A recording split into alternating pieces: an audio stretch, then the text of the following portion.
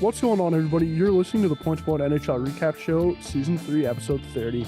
I'm Pascal Pryor, joined by Mark Havrilak. Mark, before we get into the conference finals previews, you were at the Game 7 versus Montreal and Buffalo Sabres game last night. How was that, dude? It looked like a blast.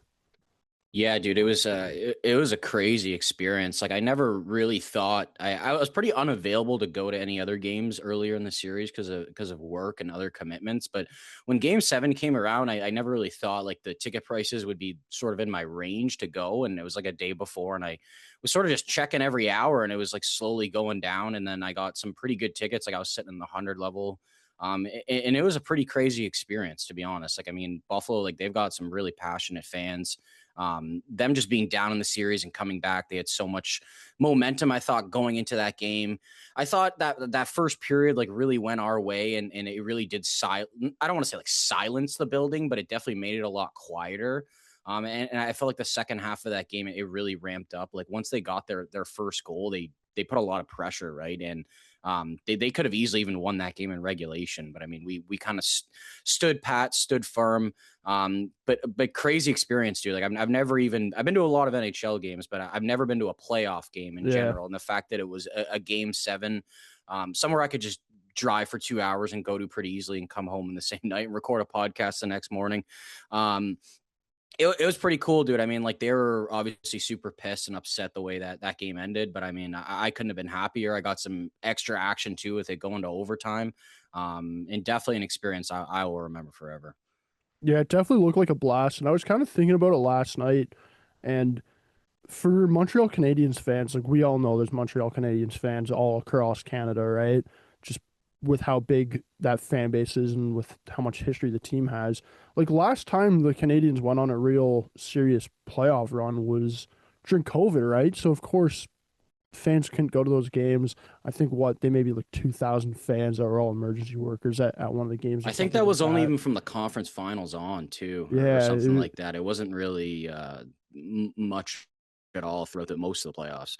yeah, so like going back, it's like a lot of Montreal Canadiens fans that are of this generation like wouldn't have had a real good chance to go to a playoff game where it's been like they're on a serious playoff run, right? So last night definitely looked like a blast, dude. I wish I could go to a playoff game for my team and just enjoy that atmosphere because I have not been to a playoff game ever in my lifetime. So that's definitely something I'm gonna have to cross off the bucket list. Maybe in 2030 Yeah. when the Calgary Flames are a little bit competitive, I'll book a trip out there to a game. Yeah, dude, I didn't want to like regret not going. You know what I mean? Yeah, Like it was an opportunity to go. It was honestly though, like I had a blast, but I mean, it was very intimidating. Like I can't lie, being in another team's arena when you are like a minority and it's a Game 7 do or die situation. Like there was a lot of nerves, dude, and especially throughout the duration of the game. Like they seemed to just get better. I thought OT was pretty back and forth for the most part. Kind of traded a couple chances, and then we got that one there. But the building made that a very intimidating place later on, and I did not want to walk out of there losing. Like I was getting pretty nervous, especially in that third period. But really happy we ended up getting the W in that one, and moving on, man. Mark, I want to ask you one final question there. Did you rollerblade to the rink I in did not, full dude. And uniform or and, and the no? one other thing I want to say, dude, is I mean, I didn't watch any of the TV coverage, obviously, because I was there and I was kind of around the pregame festivities, at least for the like probably about a half an hour or so before I actually went into the arena. I don't know where the Blade Gang was. I don't know where they were in Game 5 either. And this must sound kind of crazy, but Game 5 and 7, just watching 5 on TV and being there for 7, I honestly thought that we were going to win both games right after they banged the drum, because the two people that did it, I think it was Jason Pominville in Game 5 and Rob Ray yesterday, were so off sequence with the "Let's Go Buffalo" that I was just like, dude, this game's already over. But I wasn't thinking that in the third period when it was 2-2 and they were caving us in. But I was just like, this was not a good start. Like it felt like it was not as good of an experience as earlier in the playoffs, at least on TV with the pregame stuff. Like, I mean, they still had that dummy that they were like tackling and stuff like that, but it was Yeah. more random people were just running up and tackling the thing. And I mean, there was a decent amount of people outside, but I was even like with some other Habs fans, and they were like, dude, this in Montreal is like 4 times Oh yeah. It's not even close, right? And they had a lot of people outside like watching the game while I was on, but I mean, I don't want to say it was bad or not good or anything. It was good, but I was honestly expecting a little bit more. Like, I don't know if that's unfair to say, but I mean, still a really good experience, dude. And for Buffalo, like, fuck, dude, they haven't made the playoffs in 14 years. Like, a lot of them were upset, and it's just like it They're does only on suck, the and up here. nothing you can really say in the moment's gonna fix that. But I mean, just dude, none of us had them in the fucking playoffs, and they went all the way to the second round, game 7, overtime. Like, they got a lot to be proud of, and I think this is really only the beginning for the Sabres. Yeah, I couldn't agree more with that. I want to get into the Western Conference Finals now and talk about that series. Before we fully break down that series, though, there's a little bit of controversy, if you want to call that, going on with the Vegas Golden Knights right now. The NHL has fined the Vegas Golden Knights a second round pick in this year's draft for breaking media regulations following Game 6 of their second round series. Head coach John Tortorella was also fined $100,000. Mark, what are your thoughts on the punishment here for Vegas? Yeah, I mean, it took me by surprise. I feel like it took a lot of people by surprise, the severity of the punishment. Like, after all that came out and they were saying that, I mean, I think only Marner and Brett Howden actually did some sort of an interview after that game, and they were Yeah, like really in a rush.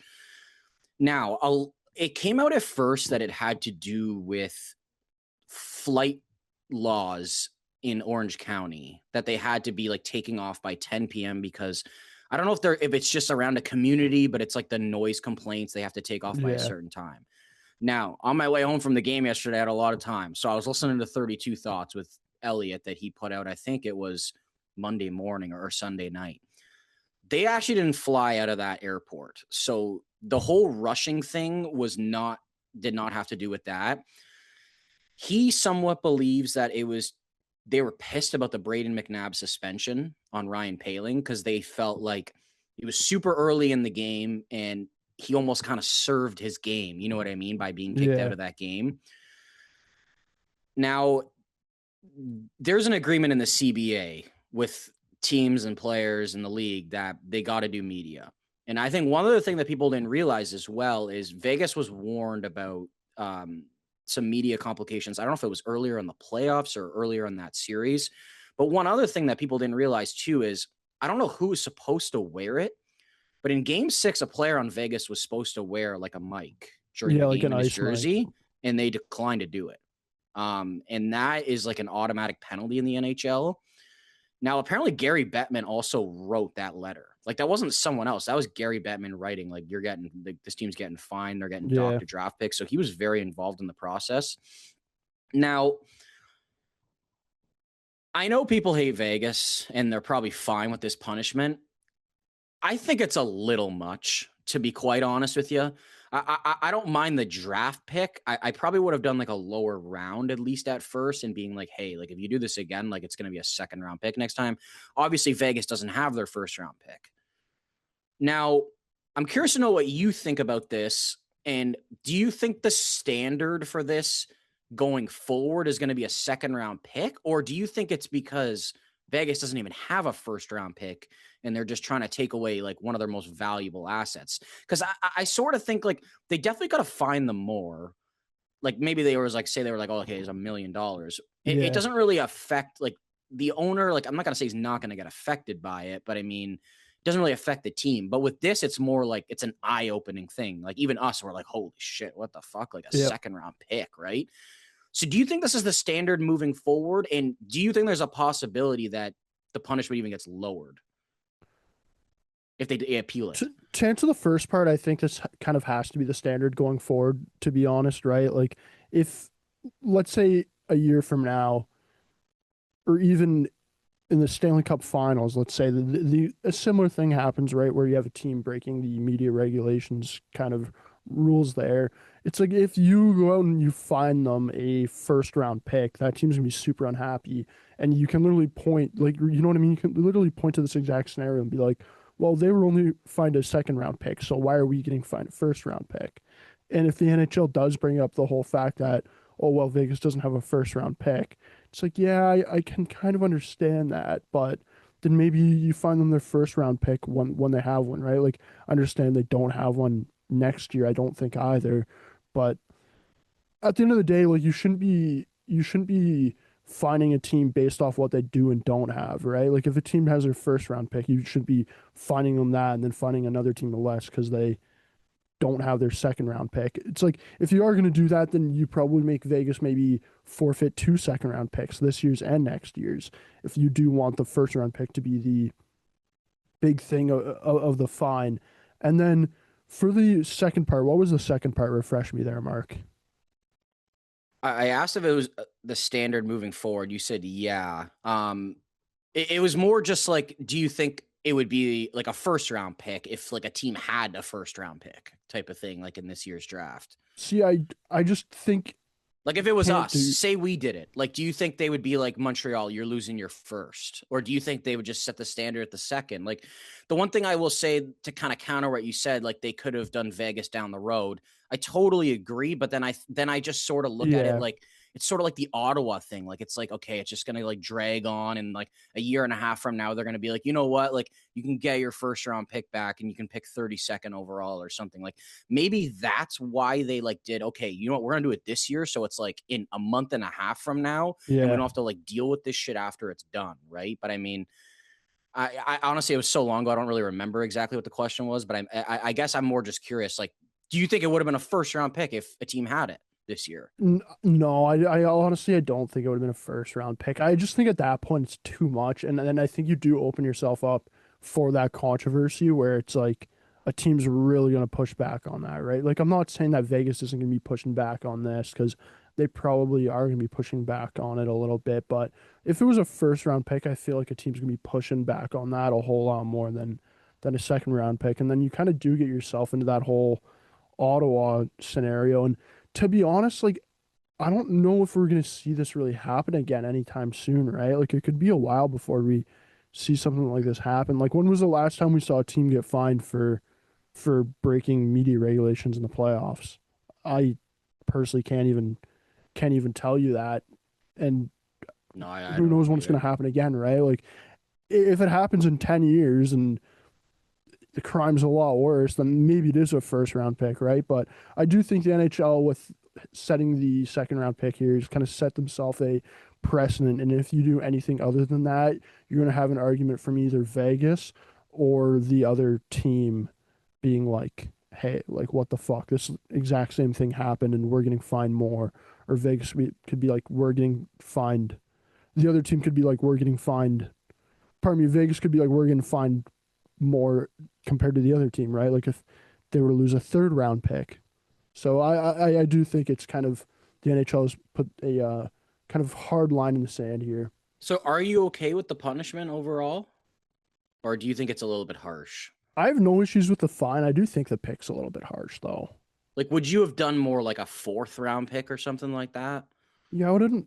I think a third maybe is a decent middle ground, or you just up the fine and you do like a $2 million fine, something where like the owner maybe not $2 million, Yeah, I maybe a think bit even a more, but third is probably good because it's more like yeah, I feel like the third round is probably like I don't want to say it's like the last significant round in the draft, but I feel like so many teams have different lists that sometimes teams are getting guys in the third round that they had maybe in the top 40 or something like that, right? So I feel like it is super significant and maybe there is a little bit of a drop off in the fourth round after that. So I would have been fine with like a third round pick considering that Vegas doesn't even have a first round pick this year. I yeah, also wonder moving forward if they're just going to be like, fuck this and like trade all their picks all the time. So if this ever happens again, they we just don't like have any don't really have picks. an option of what to take away from them and they've got to find them a little bit more. But yeah, I mean, I don't like Vegas overall. I'm not really the organization overall is just kind of scummy and stuff. But I mean, I do think it's a little bit harsh of a punishment. Like if you put that to any other team, I'd kind of be like, man, like that is a really egregious punishment. But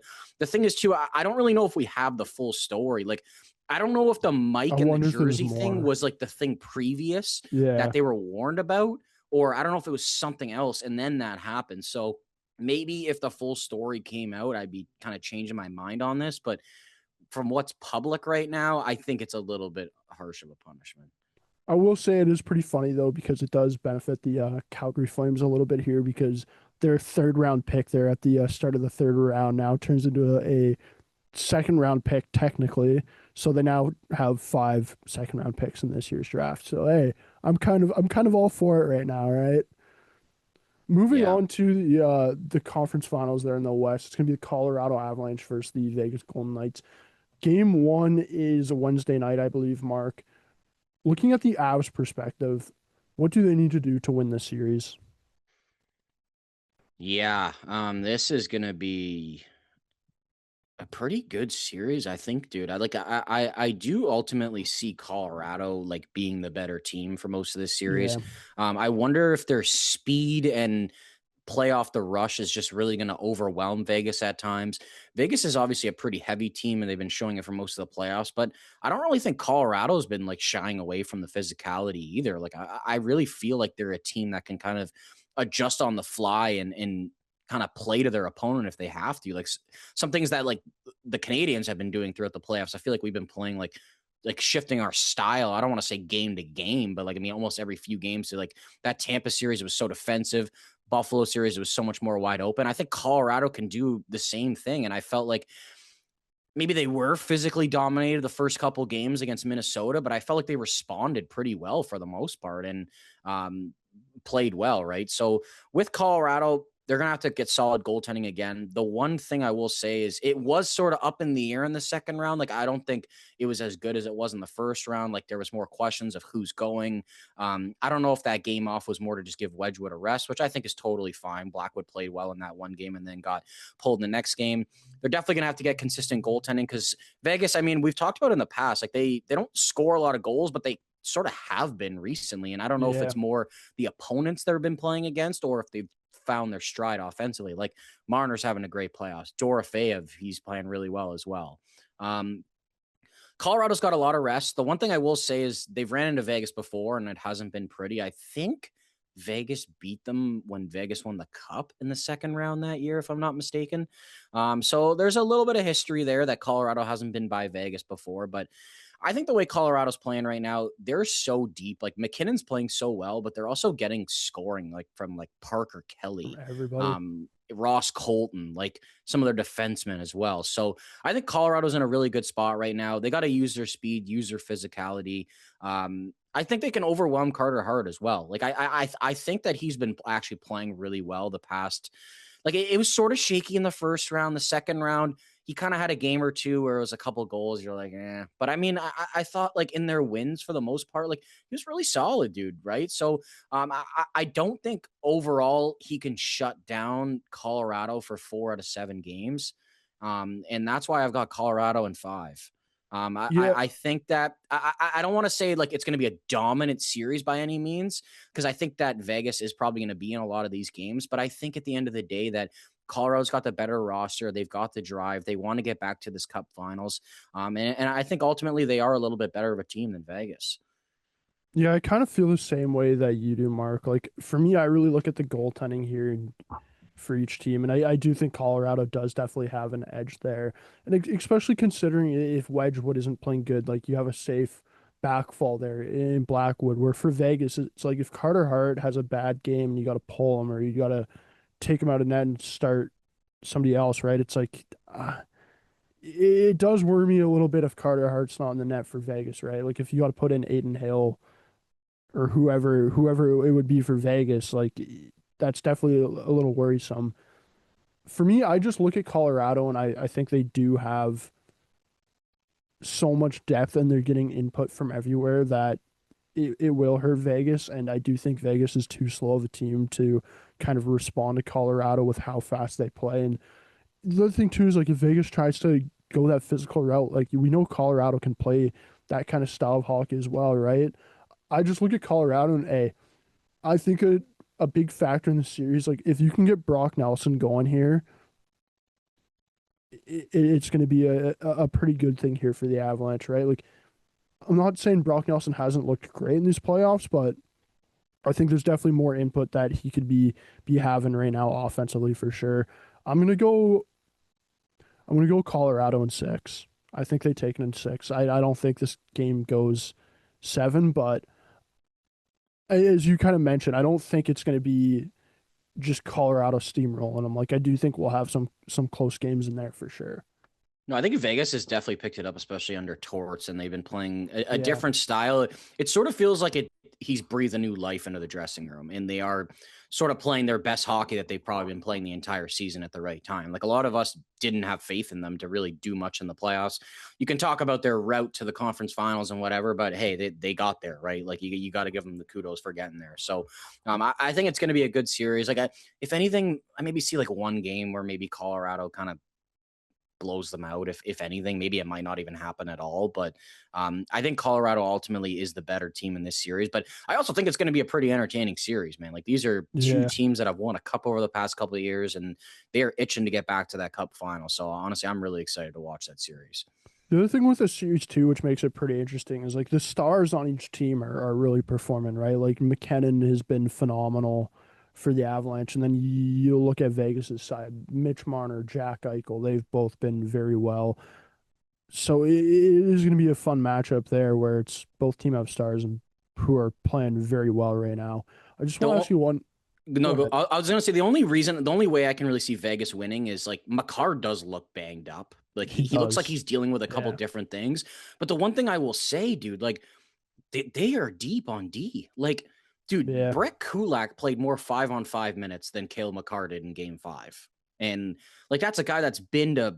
I mean, three straight conference finals now. He also went to the Stanley Cup finals with the Habs in 2021. He's got a ton of fucking experience, dude. And I know he's no Cale Makar, but sometimes you just need these guys to fill in. And if you can get your secondary scoring, like it's not like Makar has been extraordinary in these playoffs, dude. Like I think he's really dealing with something and he's doing the best he can. And it's crazy that they're still playing this well. So maybe this time off has even helped him a little bit. Kind of, I don't want to say get back to 100% completely, but if he is out and things go wrong, you know what I mean? They're not able to fill these holes and these depth guys aren't playing as well.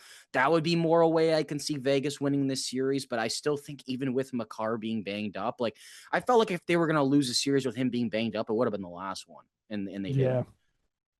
Well, you kind of answered my question there, because I was going to ask you is there a pathway here for Vegas to win the series, and you answered it right away without me even having to ask. I want to move over to the East now, Mark, and talk about the Eastern Conference Finals. You'll have the Carolina Hurricanes playing your Montreal Canadiens. Game one of that series will be Thursday night. First of all, looking at the Hurricanes side, what's their pathway here to win the series?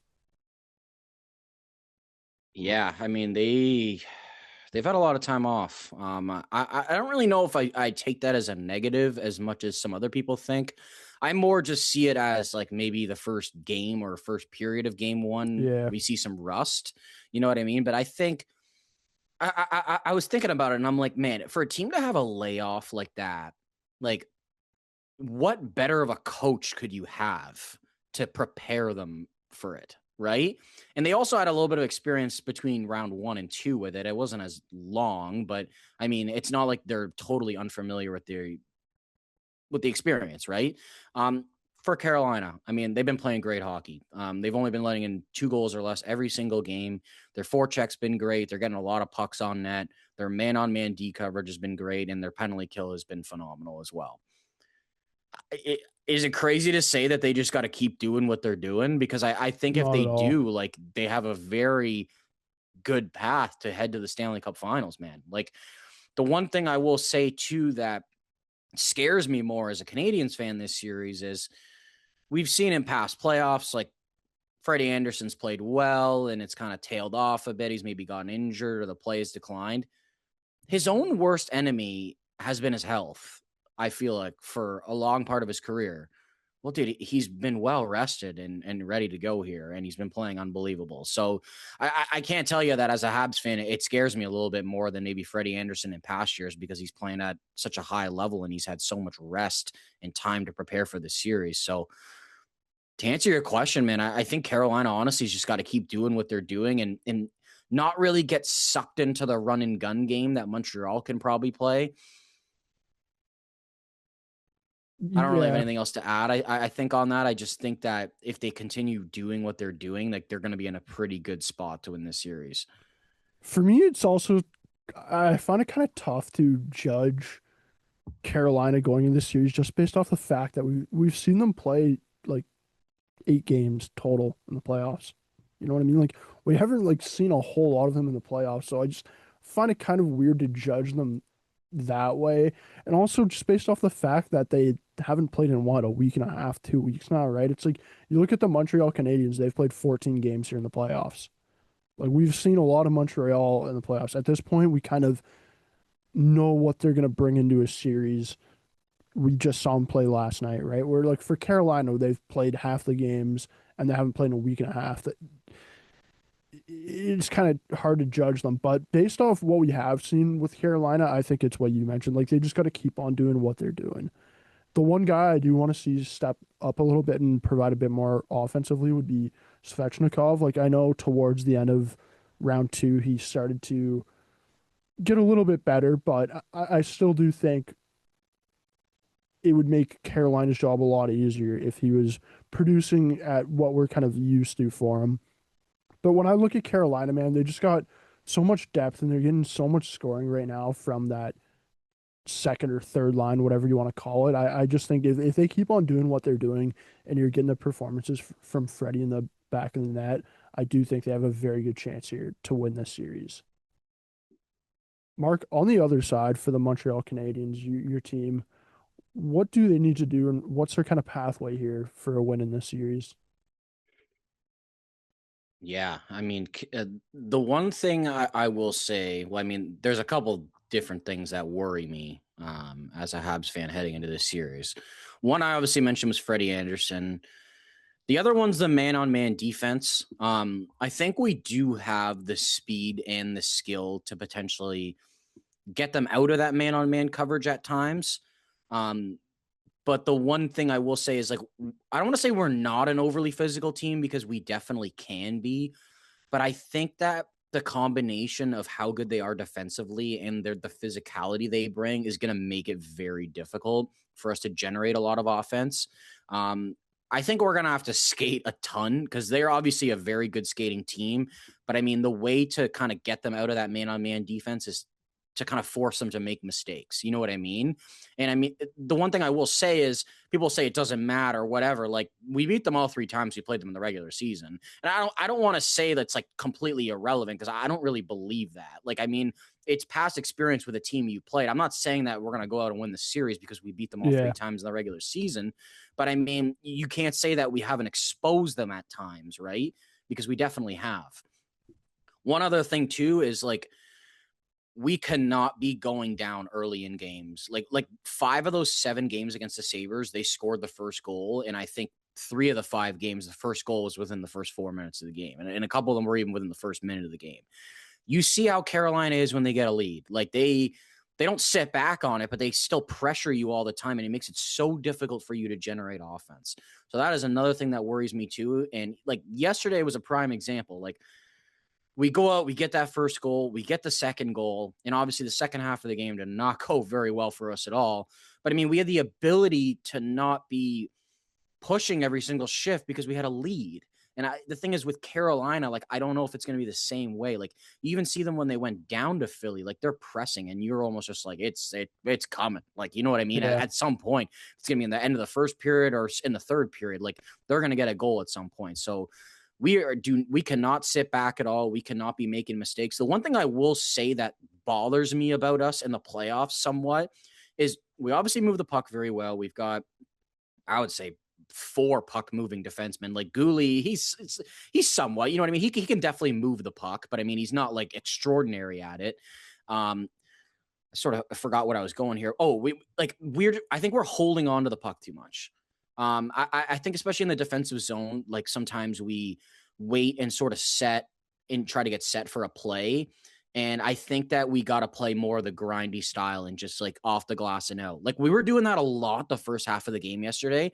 Like that first period, I was like, dude, like that was like one of the best periods I saw us play in the playoffs. Like every time there was a puck on the wall, off the glass and out. Like that's how you got to be in the playoffs, dude. Like not everything's going to be pretty. There's even times Cole Caulfield, it looks like he's on like a mini spurt. He's dumping the puck in. You know what I mean? He knows that he's not going to go in and score from the outside. So Yeah. sometimes you just got to like kill the clock. Like, I don't know if a lot of people like think about it in that way, but, or if you do really, but it's just like when you have a lead, it's second period. Like, you can't get anything going. Just dump the puck in, get off. You waste 15, 20 seconds. Like, you continuously do that and do that. Like, it wears teams down, dude, especially if you go in and impose yourself physically. So, yeah, a couple things. We're going to have to get to Freddie Anderson. And I think that we have the talent to do so, even though he is playing really well. Like, I mean, I do see a situation where he continues doing what he's doing, but you can't say you haven't seen in the past where he's played really well and then he kind of just crumbles. Like, it's happened in the playoffs before, right?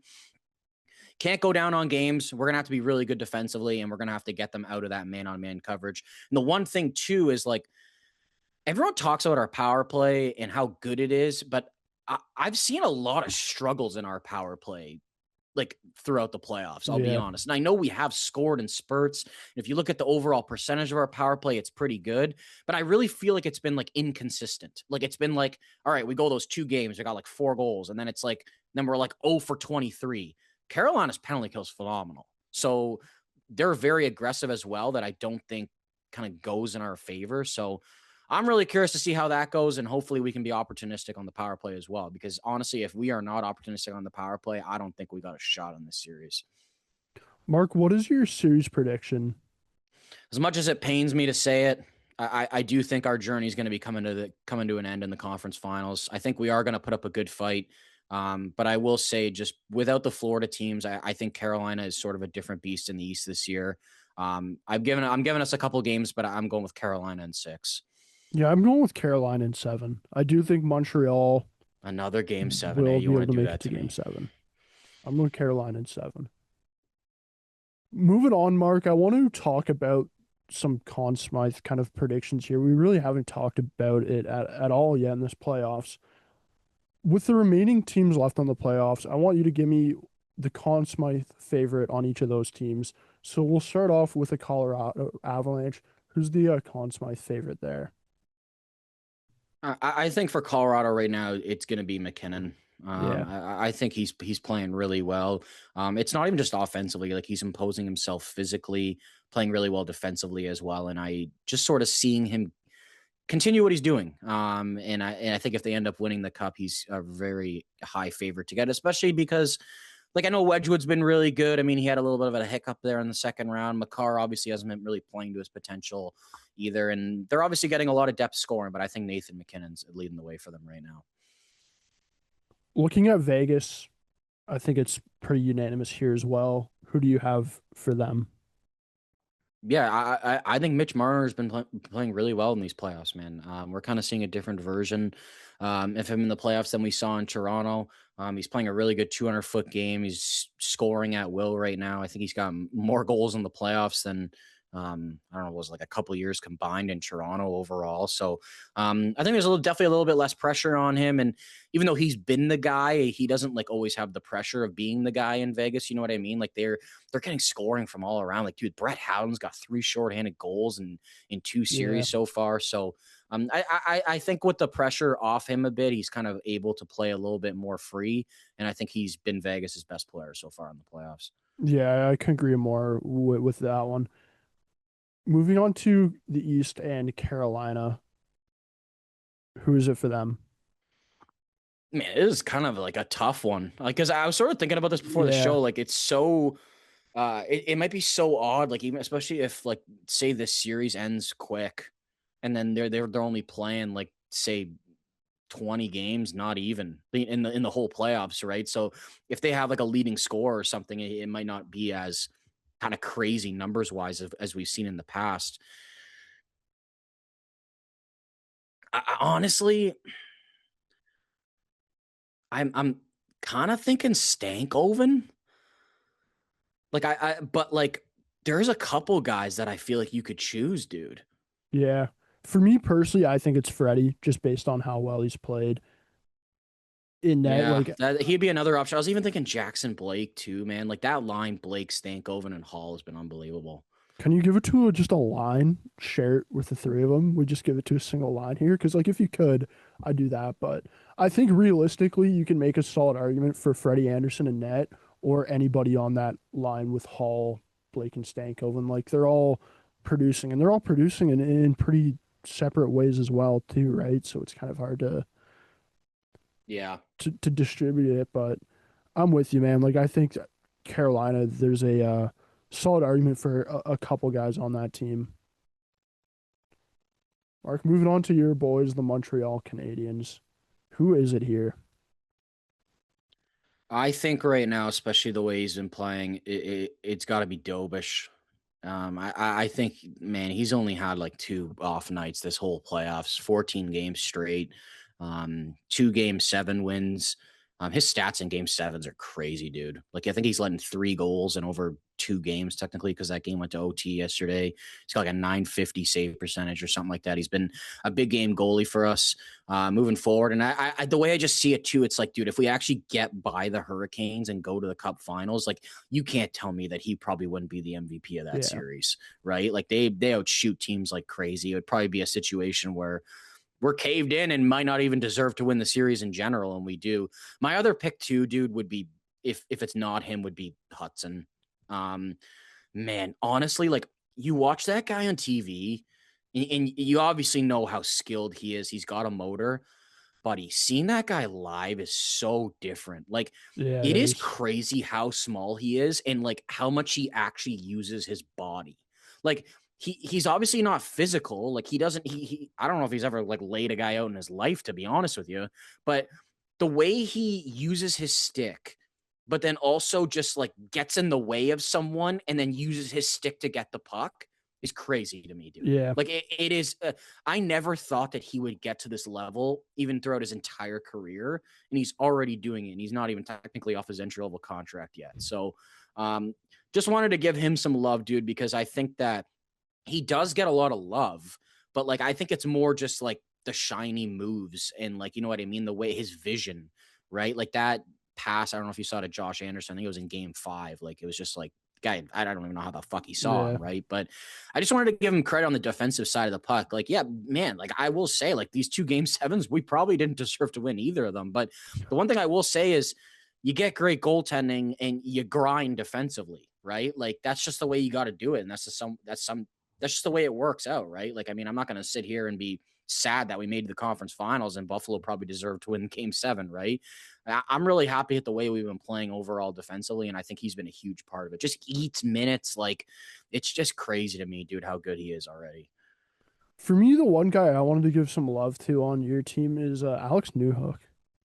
Man, he's looked pretty good in these playoffs so far, putting the puck in the net. I think he's 7 goals so far Also got a motor in on the him, dude. playoffs. And two of those 7 goals too are game-winning goals in Game 7, I believe. I believe from Tampa from round one, he had the Game 7 winner, and then of course last night that OT winner he had. So maybe he's not the favorite, but he definitely No, could be you're right, depending dude. He on had two how the straight series 2 goal goes. games, two earlier in Yeah, the series. Like he's been a huge factor for us. And the one thing I will say, it's like, yeah, like the top line, like to say they've been bad, I think is a stretch. But I mean, they definitely haven't been like overly phenomenal or anything like that, right? Like they've struggled at 5-on-5. I feel like they've been really good defensively for the most part throughout the series. But I mean, it's the depth of our team, dude. Like there's yeah, so many different guys that have contributed. Like yesterday, Bolduc. You talk about Newhook, like Kirby Doc earlier in that series and at the end of the other series. The other thing I want to say too, dude, like they don't get a lot of love because they haven't been scoring. But dude, I have been so impressed with the Danault, Anderson, Texier line. They just grind teams down in their defensive zone. They create chances. They've gotten a couple goals here and there. They play well defensively. I just think Phil Danault, it's like another tale of him being an underrated player on a cup yeah. run once again. I know he's not a second line center, but I mean, he can shut down top 6 guys. The thing is, he just doesn't produce a lot, right?